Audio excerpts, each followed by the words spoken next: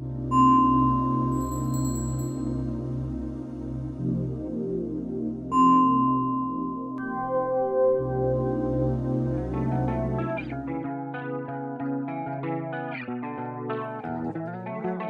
donc là, on va parler de la Première Guerre mondiale.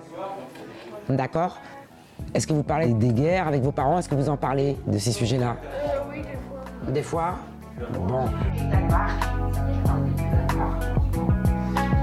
L'Allemagne, l'Autriche-Hongrie et l'Italie. Ou l'Allemagne, l'Autriche-Hongrie et la Suisse. La Première Guerre mondiale est déclenchée par L'allemand.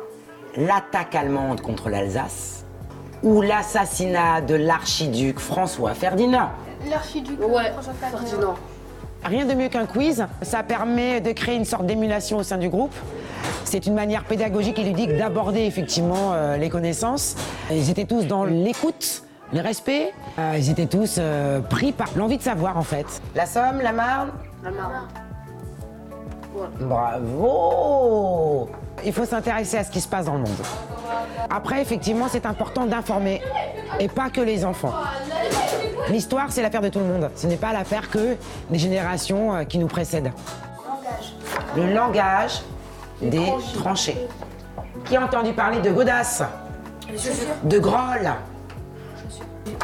Comment ils vivaient dans les tranchées.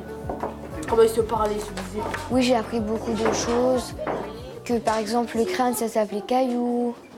Le médecin, bon voilà, c'était un peu plus utilisé, ça s'appelle toubib. Ça m'évoque des batailles, ça m'évoque des morts, des villages anéantis. La famille de mon père, il avait mon arrière-grand-père, de la maman de mon père, qui a fait la guerre. C'est grâce à eux qu'on a eu un grand territoire.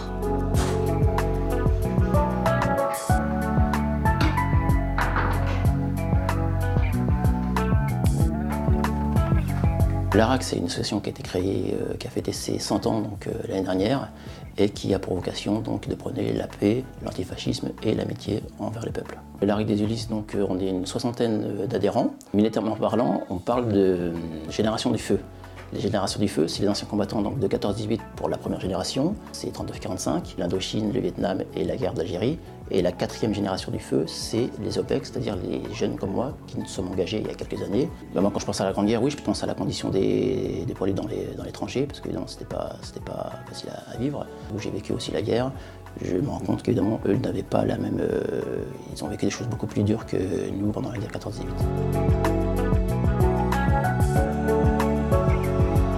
Alors pour moi, le devoir de mémoire, c'est la transmission. C'est la transmission pour ne pas oublier. Mais il ne faut pas que ça s'arrête au 11 novembre et au centenaire. Il faut que ça perdure et que les gens se sentent concernés et viennent régulièrement aux cérémonies qui sont prévues dans les années à venir.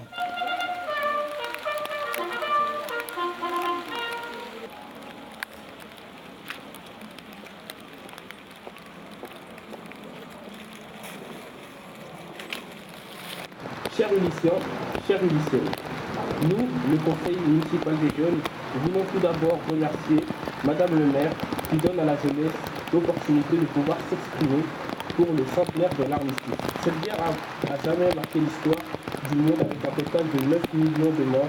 Nous et l'ensemble du Conseil des jeunes sommes particulièrement touchés par les jeunes victimes de la guerre, que ce soit du côté militaire ou civil. Nous allons vous raconter l'histoire de Désiré Bianco. Les sujets demandés, c'était l'immigration, la jeunesse et la guerre. Pour avoir tout ça en une seule personne, on a choisi Désiré Bianco parce qu'il est fils d'immigrés italiens.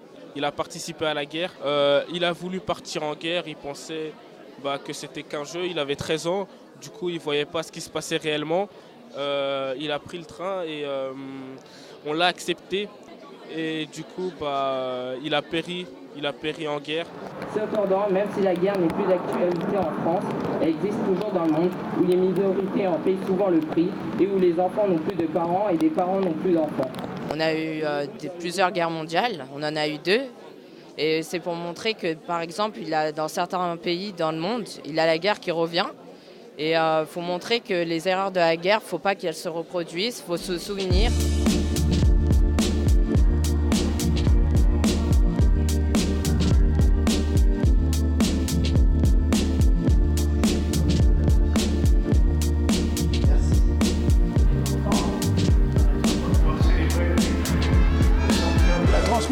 mémoire, c'est le moment, la possibilité effectivement de faire comprendre aux jeunes notamment ce qui s'est passé, pourquoi ça s'est passé comme ça et quelles ont été les conséquences. Autrement, c'est difficile de comprendre comment, ayant gagné la guerre le 11 novembre, on se retrouve au mois de juin 40, battu et nouveau, etc. Ces expositions sont un peu là pour ça. C'est d'aller vers les gens qui n'ont pas cette conscience, qui ne sont pas concernés, qui ne sont pas intéressés, leur dire « ça peut vous arriver ». C'est arrivé à vos parents, ça peut vous arriver, ça peut arriver à vos enfants. 18 et nous avons fait un travail de mémoire avec les CE2 et il s'agit de lecture de lettres de poilus. Chère mère et frère, tout ce que je vous recommande, c'est de veiller sur mes 2 enfants, ainsi que sur Marguerite bien-aimée. Tant qu'à moi, ne comptez plus sur moi, car on s'en va dans une boucherie humaine. Ma dernière pensée pour ma mère, ma femme et mes 2 enfants, ainsi que toute ma famille, que j'ai tant aimée autrefois. On a entendu ma voix, j'ai lu un texte et on a mis beaucoup de temps à l'apprendre. C'est les soldats qui se sont battus à la Première Guerre mondiale. Parce que s'ils avaient perdu la guerre, eh ben, on serait en danger.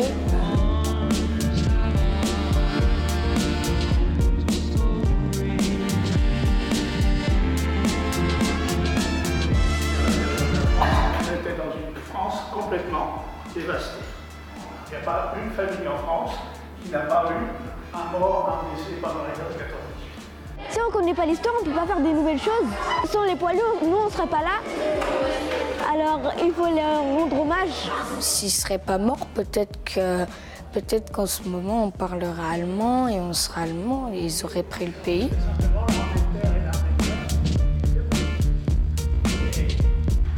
Le devoir de mémoire, c'est si par exemple un jour on fait la guerre, on va pouvoir savoir comment faire. La Première Guerre mondiale, elle n'était pas terrible.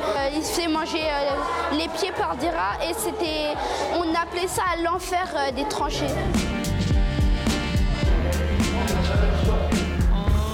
Ce que j'ai aimé, c'est que à partir du moment où les hommes ont fait la guerre, au moins les femmes, ils ont travaillé à ce moment-là.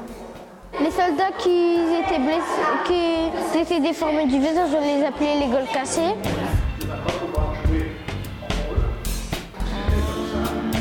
La paix, c'est important car s'il n'y a pas de paix, on ne peut pas vivre ensemble. Il y aura des histoires, des disputes. Nous, on doit apprendre aux générations futuristes qu'il faut rester en paix et qu'il ne faut pas faire n'importe quoi. La guerre, c'est pas bien.